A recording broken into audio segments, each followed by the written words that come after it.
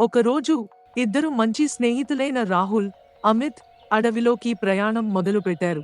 చుట్టూ అందమైన పచ్చదనం, పక్షుల పాటలు, మృదువైన గాలి వీచుతూ ఉంది. వాళ్ళు నడుస్తూ నవ్వుకుంటూ మాట్లాడుకుంటున్నారు. అమిత్ నవ్వుతూ, ఈ మార్గం నిజంగా సరైనదేనా రాహుల్? ఇక్కడ చాలా నిశ్శబ్దంగా ఉంది. రాహుల్ హాస్యంతో, ఇది మంచి మార్గమే, కానీ జాగ్రత్తగా ఉండాలి.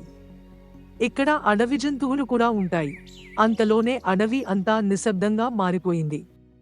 పక్షుల కిలకిలారావం ఆగిపోయింది. గాలి కూడా ఆగిపోయినట్లు అనిపించింది.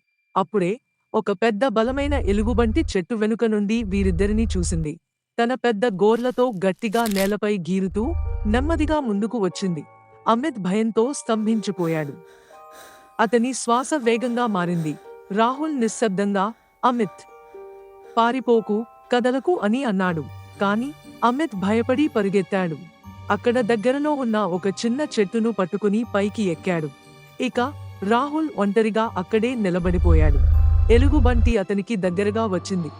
రాహుల్ తన మనసులో ఒక విషయం గుర్తు చేసుకున్నాడు. ఎలుగుబంట్లు చనిపోయినట్టు నటించేవాళ్లను దాడి చేయవు. ఆలోచించడానికి సమయం లేదు. అతను తన శ్వాసను కంట్రోల్ చేసుకుని నేల మీద పడిపోయాడు. అతని చేతులు రెండు వైపులా పడేసి అతను నిశ్శబ్దంగా ఉండిపోయాడు.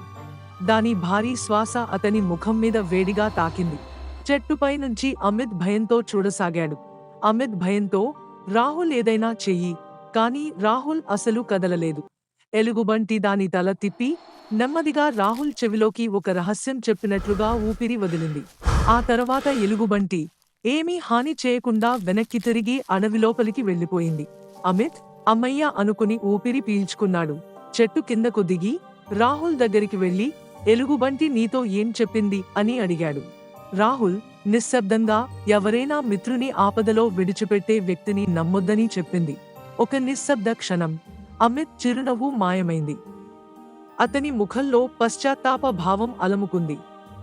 అతను సమాధానం చెప్పలేక కిందికి చూశాడు. అడవి మళ్లీ ప్రాణం పోసుకుంది. పక్షులు కిలకిలారావం మొదలుపెట్టాయి. సూర్యకాంతి మబ్బుల మధ్య నుండి మెరిసింది.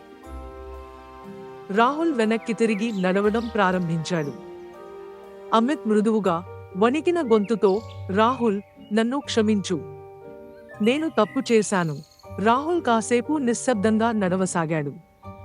అప్పుడు అతను నెమ్మదిగా తల ఊపాడు. రాహుల్, స్నేహం నమ్మకంతోనే బలపడుతుంది. మళ్ళీ ఇలాంటి తప్పు చేయకు అని అన్నాడు. ఇప్పుడు ఇద్దరూ నడక కొనసాగించారు. ఈ కథ యొక్క నీతి, నిజమైన మిత్రుడు మంచి సమయాల్లో మాత్రమే కాకుండా కష్టకాలంలో కూడా మనతో ఉండాలి.